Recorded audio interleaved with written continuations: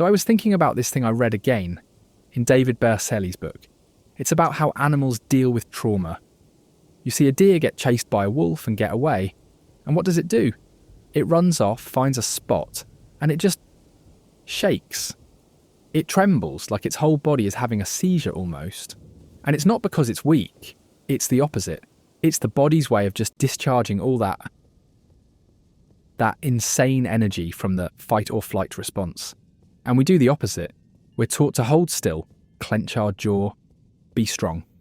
We suppress that shaking, and I think that energy, that fear, it just gets stuck. It builds up. I mean, think about a dog when it's scared or even just super excited. It trembles. But we see that as a loss of control. Anytime a dog's afraid, you can literally tell just by looking at it. Berceli's whole thing, the trauma release exercises, is basically just finding a way to turn that natural shaking back on. It's pretty fascinating stuff. And it's not even new. Paul Chek talks about this too, how a lot of native tribes had shaking medicine. After a battle or some big traumatic event, they do these dances that were all about just jittering and shaking it all out. They knew the body had to process what the mind went through. I know this can get into a territory some people feel is a little too new agey and woo-woo, and I get that. But it's really so instinctual. You hit your finger with a hammer. What's the first damn thing you do? You shake your hand, right? You just do it. You don't even think about it. And it helps, but we only apply that to the small stuff, not the big psychological hits.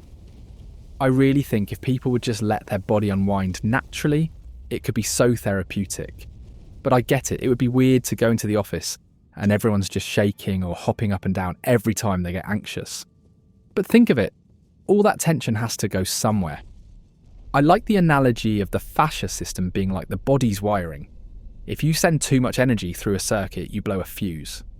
For us, that blown fuse is pain or disease, and the shaking, it helps move that energy around, spreads the load so one spot doesn't just short out.